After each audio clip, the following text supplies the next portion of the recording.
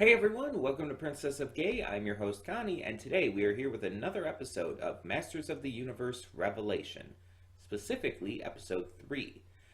And last time we had Tila and her partner going off on a new mission. They have found out about the alliance, I guess you could say, between Evelyn and the sorceress, and the goal to bring magic back to Eternia after it was, kind of wiped out thanks to Adam and Skeletor's little battle there. And although neither of them are around anymore at the moment, the effects of that battle are still being felt. Tila has kind of left things behind, but with the help of Cringer of Battlecat, she is going to get back into the fold and take on this mission. So I'm definitely excited to see where this goes. This has been surprisingly very good so far. And I'm not saying like it's completely like unheard of that this would be good. It's better than I expected. And I didn't really know what to expect, so that's not really hard to do. But it's definitely already better than this kind of stuff from the 80s. Because I feel like there's just already so much more depth and character to everything than the 80s ever had. Because let's be honest, a lot of these shows in the 80s, He-Man, She-Ra, all that stuff, let's be honest, they were pretty bad. Most of the characters had no depth. Most of the stories had no depth. Most of just everything looked the same and was so bland and washed out. Like, people complain about shows these days having the same animation style and shit and using the entire CalArts art style as well as a complaint, even though all of these shows still look very different from each other. And they're like, why don't we watch shows like back in the old days and stuff? And it's like, back in the old days, shows all did look the same. And they were very terrible as well. Cartoons of the old days were not that good. Like, you can take off your nostalgia goggles now and understand that a lot of the cartoons of the old days were actually very weak in terms of character, story, depth, intrigue, and just a lot of the things that make a series good. A lot of these older shows relied on kind of one thing. Could they entertain a child? And it's easy to entertain a child. So most of the shows didn't have to put in much work. Now, the 90s and 2000s brought in a little bit better stuff, of course. Stuff like Powerpuff Girls, Courage the Cowardly Dog, stuff that actually had, something to it. But even those shows just don't compare to stuff from the modern age. Modern shows are unquestionably, in my eyes, better. And obviously it's subjective, but I don't see how anyone could think the older shows are better. It's just, it's night and day. And don't get me wrong, I have a lot of love for some of these 90s and 2000s shows. Samurai Jack, Powerpuff Girls, these shows like this, Courage the Cowardly Dog especially, are wonderful and enjoyable. But let's be honest, they weren't that good in overall quality. Compared to current stuff, they weren't that good. For the time, they were wonderful, I guess. But if a show to their quality was released today, it would never go over well, because it doesn't have the staying power that today's animation audience is looking for. Not because they're mostly episodic, that's not the issue, but because they have no real, they don't have enough good story and character to them to make them really work. They're so basic and bland and formulaic that it's so weak compared to today's standards. When you have stuff today, like even ones that I don't really, that ended off poorly for me, most of the shows are still good from the modern era. Stuff like Steven Universe, Star vs. the Forces of Evil. Obviously, you have even more modern stuff like Owl House and Amphibia.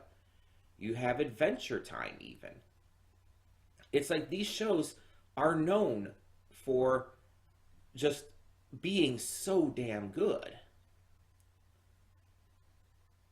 And it's because of how much effort was put into the writing of the story and the characters and the dialogue and the lore, the world building. All of this stuff is what made these shows so good. Classic shows like that just didn't have that. And I'm sorry for going on this little bit of a ramble here about this, but this is a thing I hear all the time, especially when it comes to these remakes. I hear a lot of people complaining that they're not as good as the original, and it's like, are you high? Like, this is something I heard with She-Ra a lot, when it was first coming out, at least. There were a lot of people who were saying, like, this is just a woke downgrade of the original. And it's like, you didn't even watch this, did you? You just saw that there was diversity in it and decided to use the term woke because you don't like diversity. Because the show is so superior in literally every way to the original.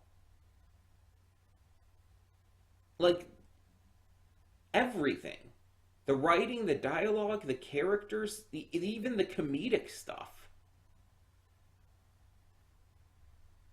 Everything. The action, which is what the original She-Ra did focus a lot on.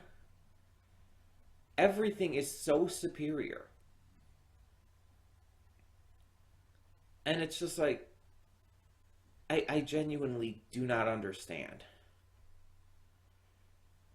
And the biggest issues I heard with this series, I think I mentioned in the first episode reaction, was related to the fact that this is not a He-Man series. People went into this just expecting that. Even though He-Man isn't even in the title. It's Masters of the Universe, which implies that it centers around just the property as a whole. I saw people complaining when this first came out that they got rid of He-Man just specifically to have a woke storyline with a woke female character. And it's like, again, you people are using that word as if it's going out of style. People love to use that word, thinking it's an insult, for one. There was some story recently, apparently, that someone had to, I forgot exactly what the case was, but someone had to define the word woke in court. Like, actively was like forced to define it for the court. And the way they defined it was like caring about social issues and stuff. And it's like, it's like the lawyer who was arguing against it couldn't even find a way to make it a negative. And it's like, that's just funny. Because it's like, there's literally nothing negative about it. Yet these idiots try to treat it as if it is a negative. They use the word as if they're spitting venom. And it's like, you don't even understand what the word means. You're just using it as a dog whistle, basically, to try and get people to your side, to try and turn them against people who, actually give a shit. You don't even use it properly. It's sad. It's silly. But yeah, sorry about the rambling and all. It's just, I see this all the time. The entire argument that classic cartoons were better. And it's just like, again, it's all subjective. You're allowed to believe what you want. You're allowed to like what you want and prefer what you want. But I don't have to agree with you. That's the whole thing with opinion, with subjectivity. Just because you believe that doesn't mean I have to. I can disagree with you, and I can air those disagreements. I can debate with you, and I can even say that I don't understand your point of view. I respect that you have that point of view, but I also don't agree with it at all. And I'm allowed to. That's how things work. So I'm just saying I don't understand that entire side of things. In my eyes, cartoons are better than they've ever been. And so far, this series is kind of living up to that.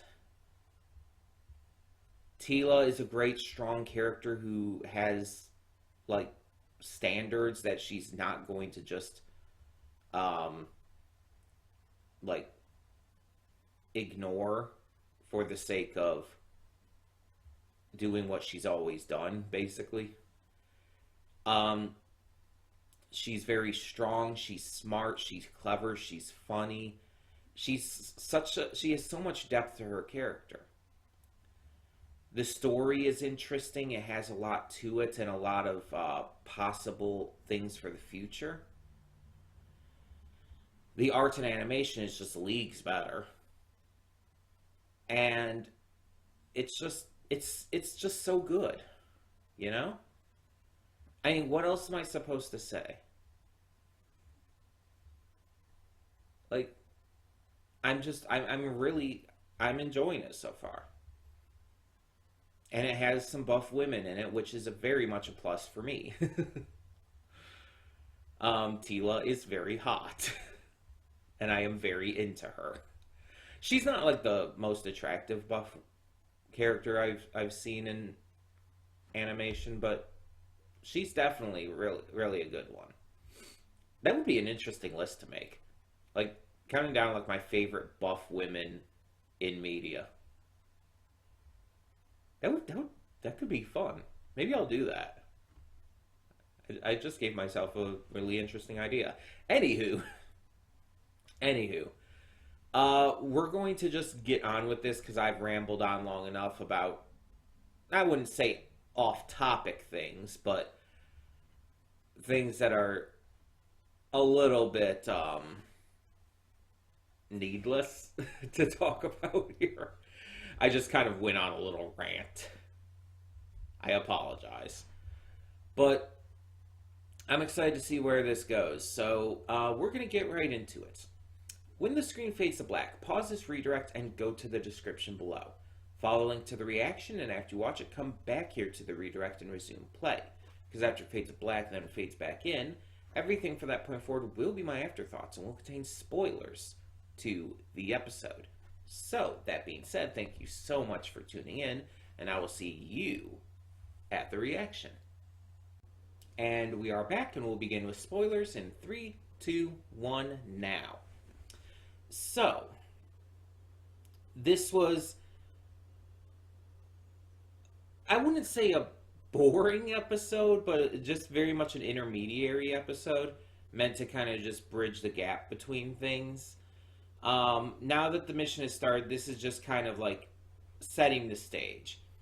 It reintroduces us to characters from the past.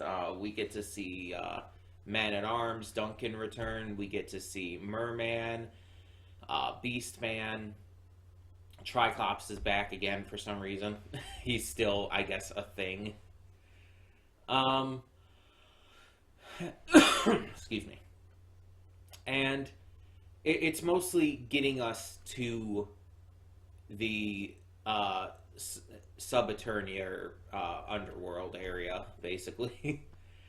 um, that's the main goal of this, while getting Duncan back into the fold, having Beastmaster join the team, or Beastman, not Beastmaster, having Beastman join the team.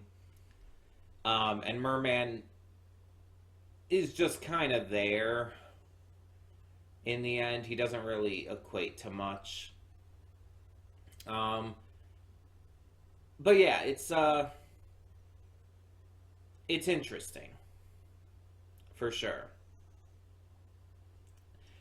It sets up a lot and makes you wonder exactly where this is going to go. We find out that apparently Evelyn and Merman were initially going to rule together after Skeletor's disappearance, supposed death, quote unquote, and Evelyn just kind of forgot about him altogether at the time, according to him, but more than likely just ignored him because he's kind of a nub.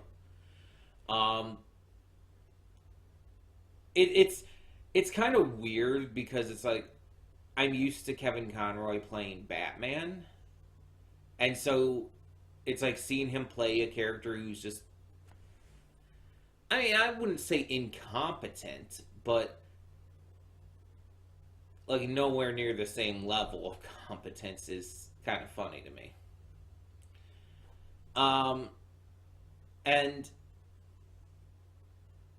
it's also pretty interesting getting to hear a voice role, pretty emotional getting to hear a voice role from him just after his passing and everything. He died way too early, way too soon, and forged one hell of a legacy. So it's cool getting to hear him again in this. Um, so either way, we see Duncan kind of struggling with the ghosts of his past, like Tila had been, and initially refusing to join them on their journey. But after his family, Roboto and Orko, decide to join them, he basically is like, oh, fuck it, I guess I'm in too. But instead, he's sent to go to Grayskull to protect the sorceress, but then doesn't, and instead just follows them. He follows them, protects them from Merman, which I guess is maybe like he anticipated Merman would be a problem, so he followed them for the time being to handle that before heading to the sorceress. I guess that's what that was supposed to be. Um, and I guess in the end he did help them, you know, because Merman was, while not like the most competent character in this so far, it's like he definitely got them off guard, and also the numbers of his followers, soldiers, I guess you could say, um, kind of overwhelmed them and everything. Small space to fight on for them as well.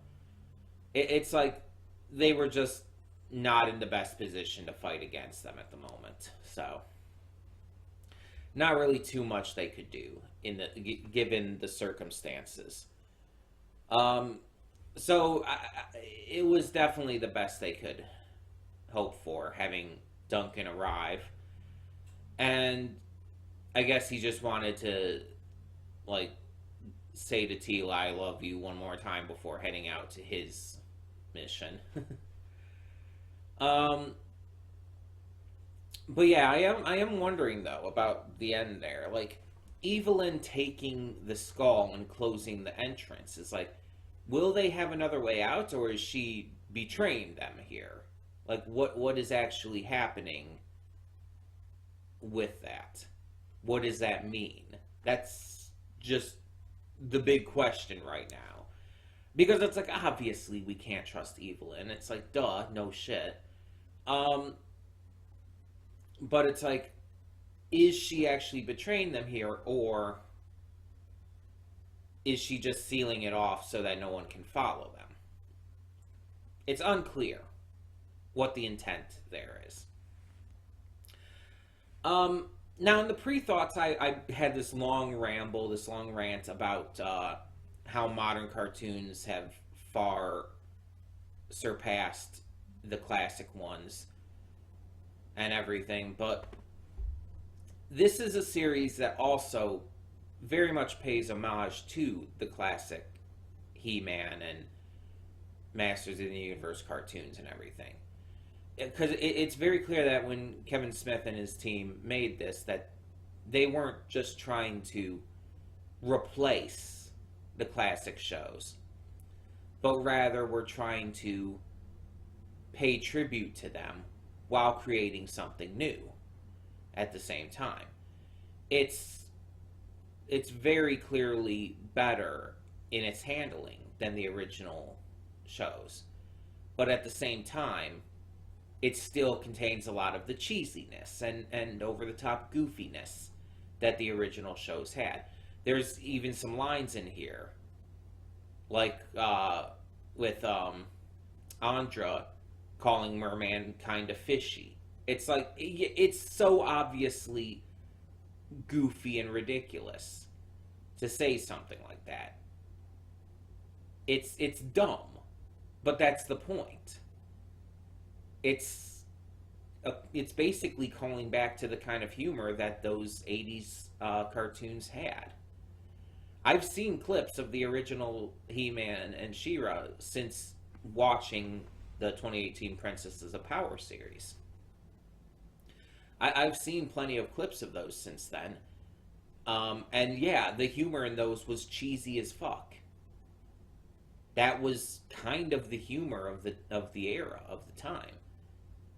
And so to see Kevin Smith and the team putting that in here, despite it clearly not being that good of humor, despite it clearly being over-the-top, corny, and ridiculous, it's like, that's literally the point. That's, in itself, the joke that they're trying to make with this. They're making a callback to the original, showing how much they honor it and how much it inspires what they're doing here, while still at the same time forging their own path with this series. And I think it's a good blend. I think it's executed well, because very much that could not, I butchered that sentence, that could very much not be executed well. It could easily feel unnatural and ridiculous, but the way they blend it in with this series, it comes across as believable that these characters would make jokes like this. Especially after everything they've been through. Some people might say, like, that sounds, like, wrong or contradictory. It's like, they've been through all this stuff. You think they're going to make these stupid little jokes? It's like, yes! Because they've been through so much. Like, I don't know if you've ever been through some pretty harrowing times in real life, but from experience, when you go through some shit, you want to make stupid jokes. You want to be ridiculous. You want to be goofy. Do you know why? Because it helps. It lightens the mood. It makes you feel better.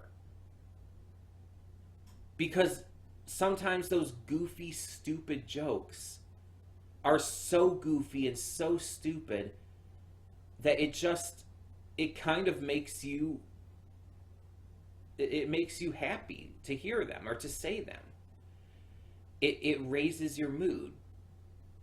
because your mind focuses so much on how ridiculous and silly those jokes are, rather than the traumas and sorrows that you've been put through. Speaking from experience, as someone who's has gone through losing family members and friends, who has gone through excessive depression and suicide attempts, as someone who has had excessive, intense trauma and pain, not only based on the things that have directly happened to me, but to others who I care about, who has gone through excessive just depression because of the state of things in our country and world. I've been in very bad places mentally and emotionally, and doing this kind of stuff, saying stuff like that, helps immensely. And so, yeah, I fully believe that characters who would have gone through shit like that would say some goofy shit sometimes just to raise the mood. Just to lighten the load off their own shoulders. That's 100% believable. So, it very much does feel natural. It feels like it fits in, considering everything. But either way, yeah, there's not a lot to talk about with this episode. Like I said, it was a lot of setup, a lot of just connecting strands of story here. That's really just bridging the gap between the start of the mission and the entrance to the Subeternia. So the real shit's probably going to begin next episode with the entrance to this. And again, I'm not saying anything against this episode or the stuff we got with Duncan and Beastman and Merman and all that. It's just, it was very clearly an intermediary episode. It just didn't it very clearly wasn't trying to do anything too big and impactful. That's why the merman fight wasn't that big a deal, let's be honest. That's why the fight with Triclops wasn't that big a deal. Why everything was resolved pretty quickly and easily. Because it wasn't meant to be a huge focus. It wasn't meant to be a big deal.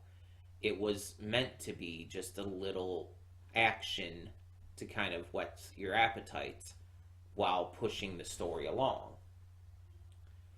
But either way, we are going to just leave this here. And at some point we'll get to the next episode. So, that being said, let me know in the comments below, what did you think of this episode of Masters of the Universe Revelation? And for now, I'm Connie and I'm signing off. See y'all next time.